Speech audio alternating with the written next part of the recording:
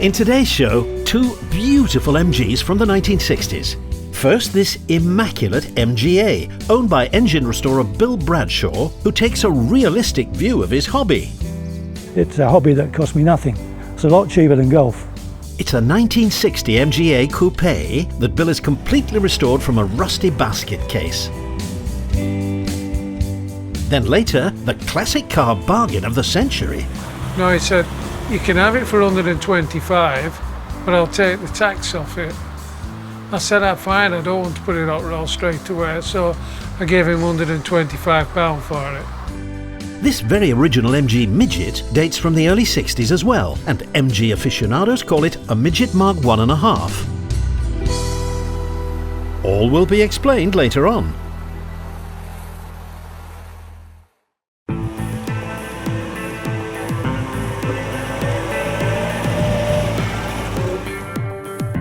So to our first car, and it's this lovely MGA from 1960. These rarer coupe versions weren't built in the numbers that the drophead was, and they don't seem to have been so popular.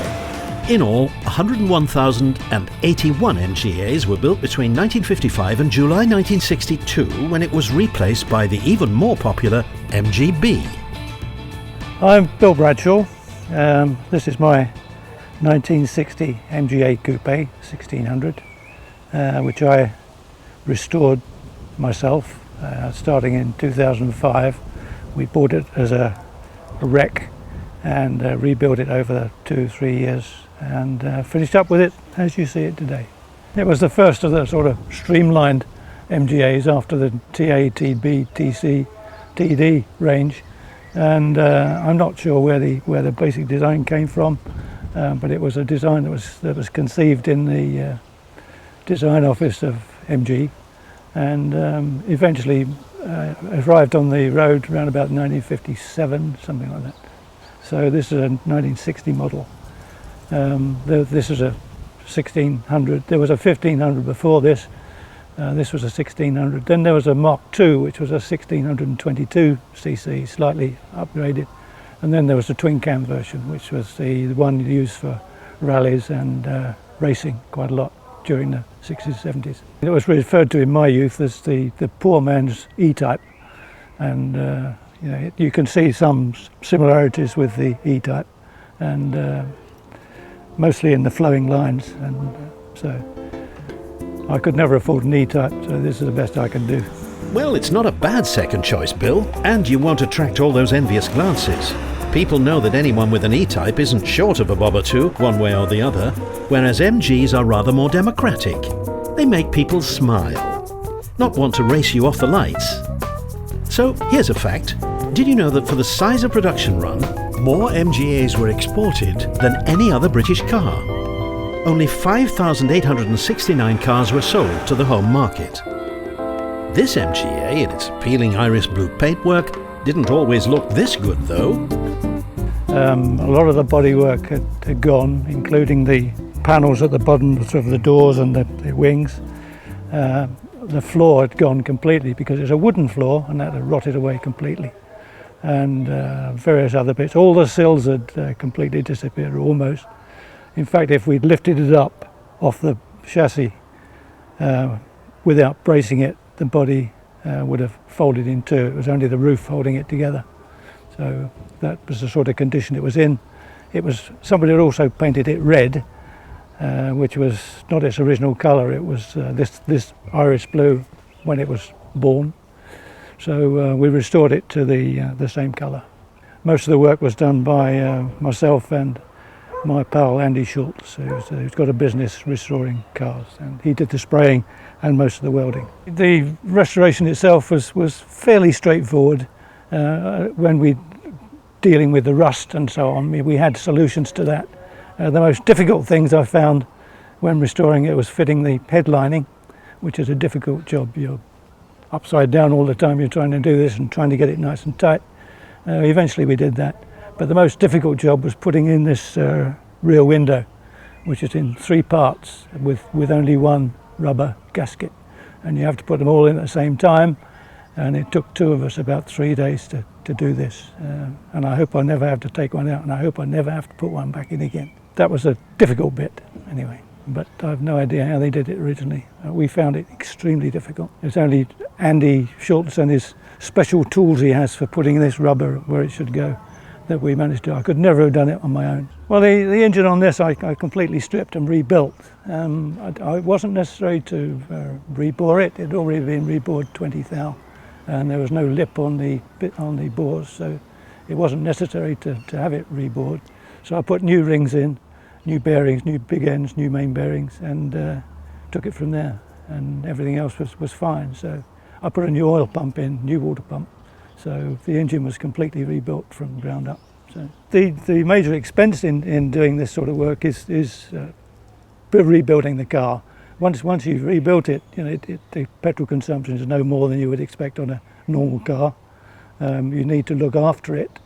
You need to take care of it during the winter, make sure the batteries are kept charged up, make sure the tyres are looked after, and so on. But we use it very little, in fact. We only use it for MG club runs and whatever. So I think between MOTs last year, we only did 170 miles, mainly because last year was so foul weather-wise, we didn't take it out very often. But those are the sort of mileages we do. If I did 500 miles in a year, I'd be surprised in this car.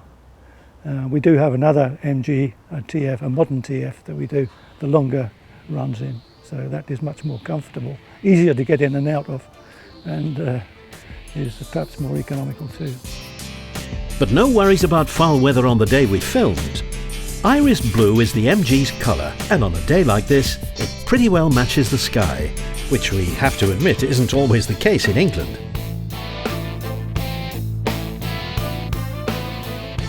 The MGA was a real departure for MG, all previous models having been the traditional pre-war sports car shape of the TA, TB and TC series. And at launch in 1955, this new streamlined MG offered buyers a real taste of the future. Around about 1970, we lived in Kent at the time, where I originally came from, and my wife and I were out one day and we saw a car exactly like this on a forecourt. It was a 1958 model, I think, this colour, coupe, and it was £150. And we discussed it and we decided that there was no way we could afford £150, having just moved into our first house. And so I said to myself that I can't have this one, but one day I will have one just like it. And now, here she is. This one, I'd always been looking for this MG, as I said before, you know, having seen it years and years ago. So the opportunity came along where I was able to buy this for a lot more than £150, but it was in a real sad condition. So the engine and gearbox needed rebuilding. And that led me on to my other more recent hobby of restoring old British classic car engines. And it started with the MGs because Andy Schultz, my friend, has a business where he's converting MGBs to V8s, and he had a shed full of old 1800 engines, which I took one by one and restored. And we sold these to members of the club and on eBay for other things. I've also done a lot of Morris Minor engines, Triumph Spitfire engines, and I've currently got a Morris Minor engine in a gold seal engine that I've finished now, will go on eBay. And I've also got a Riley 1.5 litre engine from 1946, I think, which is proving to be a bit difficult as it's very much over-engineered, very, very heavy, and everything is twice as thick as it need be. So it's given me a few problems, but we'll get there in the end. I get a kick out of taking something that died a lot of years ago and restoring it back to life again and seeing it run away in a customer's car and throbbing away happily again. It gives me a thrill and I enjoy it. I also enjoy stripping the old engine just to see what sort of state it's in so that we can start work on it. But, I find the whole thing very satisfying, and it gives me something to do in my retirement. That I'd rather be doing that than sitting in the house watching television. So.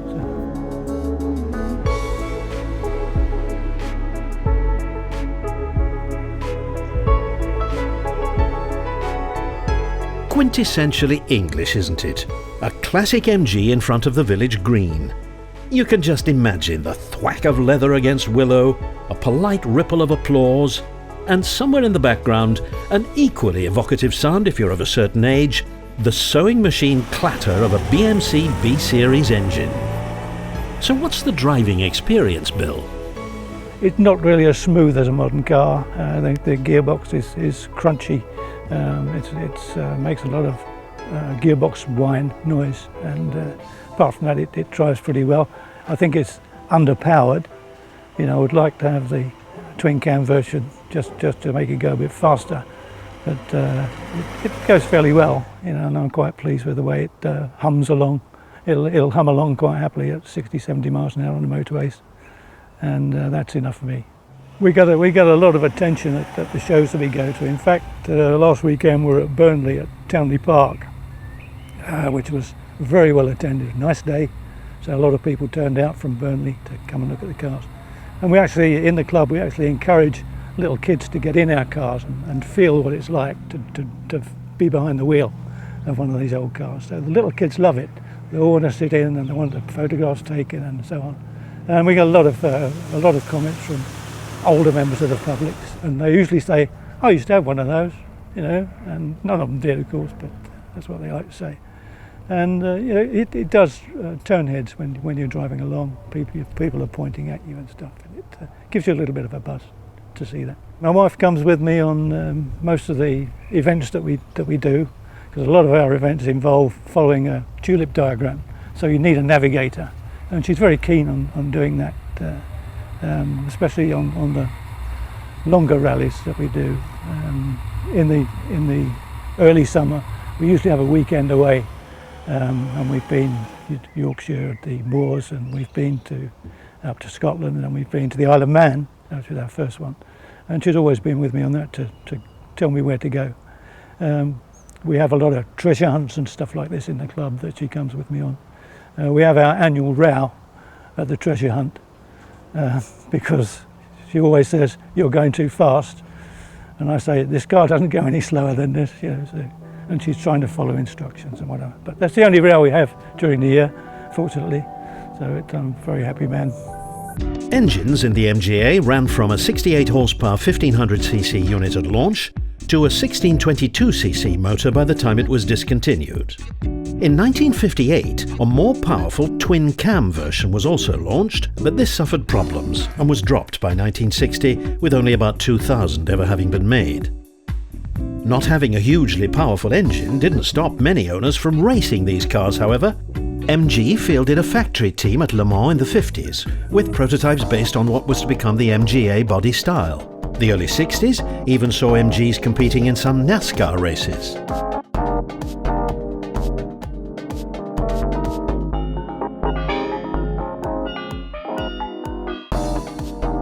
This MGA looks $1 million, and doubtless cost quite a bit to restore to this high standard. But is this a profit-making business? It's difficult if you're rebuilding yourself to get your money back. In all my restorations of the cars that I've done and the engines, I don't intend making money. I like to get back eventually what I spent, but I never make a profit on my engines or on the cars that I've built. The engines I sell. If I have to sell them on eBay, I try and get as much money as it's cost me to put them together, without making any. I don't charge for my time, because my time is free. It's my own. I've got plenty, so I don't charge for that. It's not an expensive hobby if you can pay for the machining that I have to have done and the parts I have to buy. If I can cover the cost of those, then it's a hobby that costs me nothing. It's a lot cheaper than golf. Well said. And we'd argue far more interesting than golf too.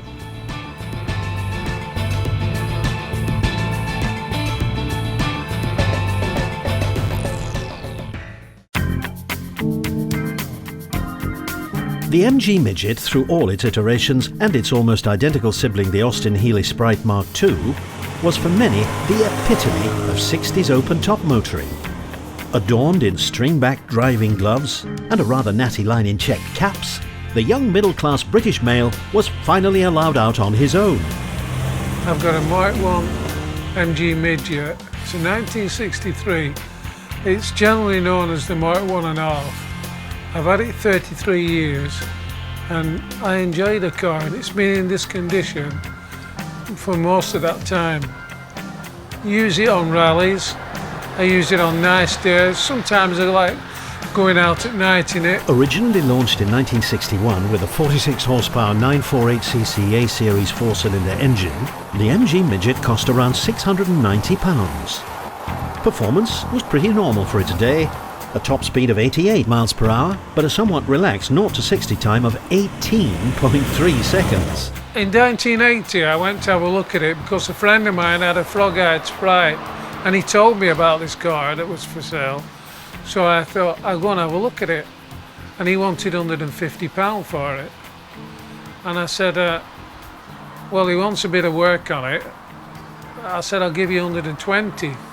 And he said, if you give me 125, I'll let you have it, but I'm taking the tax off it. I said, well, take the tax off it, because I'm not bothered about it being on the road yet. I'll play around with the car, get it nice and put it on road myself. So I paid £125 for it 33 years ago. About 8 years after that, somebody offered me £5,000 for it. It's insured now for about £8,000. It was running on 3 cylinders when I bought it. It was taxed and tested, but I decided I'd do the car up a bit, tidy it up a bit. It wanted the cylinder head doing. There was a valve down on the engine. That's all that was wrong.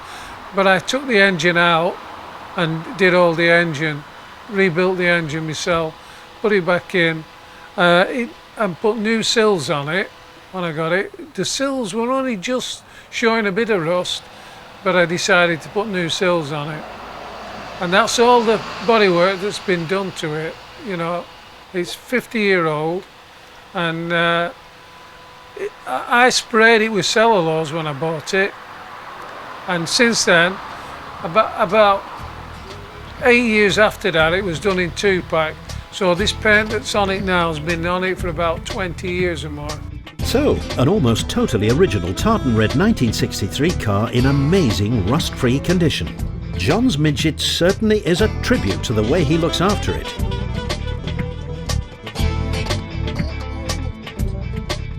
Altogether, about 25,000 Mark I Midgets were produced, and by today's standards were pretty Spartan. A hardtop, a luggage rack, a radio, and even a heater were factory options.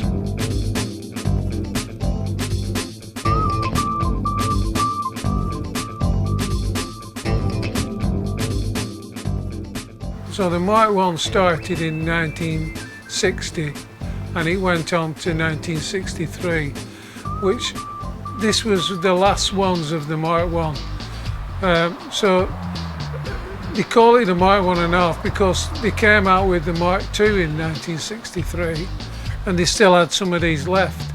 People call it the Mark 1.5, which I haven't seen one like it all the time I've had it. So I'm not sure how many's left, but there can't be many left.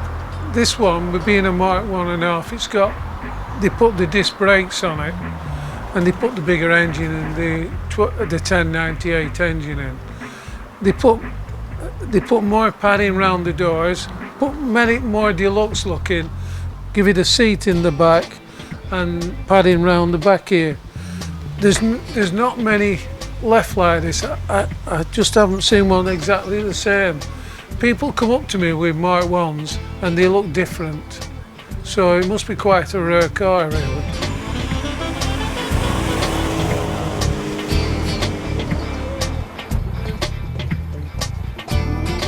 As John mentions, in 1963 the Mark II Midget was launched, with a slightly uprated 1098cc engine giving 59 horsepower. The car had new rear suspension semi-elliptic springs which gave a better ride. Main visual changes included the doors, which now had wind-up windows, not the sliding perspex side screens fitted to the Mark I, and external door handles with separate door locks. A rear seat of sorts was also standard. What luxury!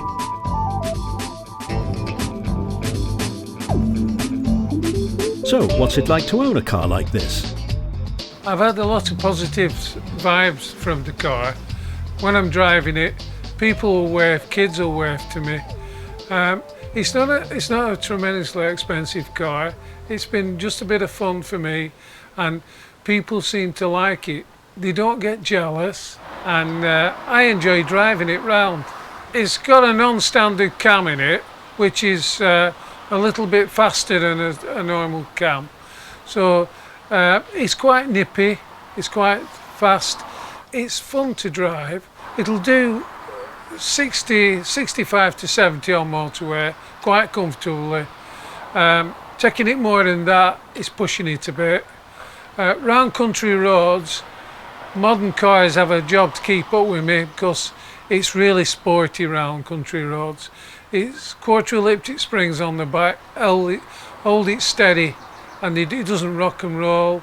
It's easy to drive, it's light on its steering, brakes are good, it's got disc brakes on front, no servo, it doesn't need it. It's got a rack and pinion steering, which is very, very precise. It drives like a good little sports car. It's quite nippy. And accompanying John in the car on our filming day, we can certainly vouch for that. These days, with our heavy cars full of gizmos and airbags, we're used to either rock-hard suspension to keep them on the straight and narrow, or plenty of body roll. But this little MG handles just like a slot car. One reason is it weighs just 735 kilograms. That's about 1,600 pounds, way lighter than a modern car. But this car's 50 years old, so what's the parts availability like? To get spares for the car, they're quite easy to get hold of. Mechanically is not a problem. They're very cheap, they're easy to put on, easy to fix cars. Great for the novice at home who wants to play with your car. Great. The only problem is if you damage a panel, damage a wing, the doors are hard to get hold of. I don't think you can get new doors. They'd be hard to find, the doors. They're not like a standard MG Midget. They're more rounded at the top. It's a lot different than an ordinary Midget. The back wings won't be obtainable. You'd have to make them up. The front wings, they do make the front wings now, because the side lights are in a different position than the Mark II Midget. So, but they have started making the front wings for them. I do believe that the chrome piece on the bonnet is unobtainable. You can't get that. But most other things like wheels, brake parts, gearboxes, prop shafts, back axles is not a problem. But with this being a wire wheel car, the back axle itself is different than, it's like a frog eye back axle. The axle's a different length, it's a different size at the back. One advantage of the parts bin mentality, where many essential parts and spares were common to all BMC cars, is that a lot of them, including most of the consumables needed for regular maintenance, can be picked up at almost any car parts store. Quite amazing for a car that's over 50 years old. And that's before you start delving into the far reaches of the internet to find specialists all over the world who'll sell you refurbished and remanufactured parts. As John says, aside from some body panels and pieces of trim, parts are easy to come by and generally not expensive either.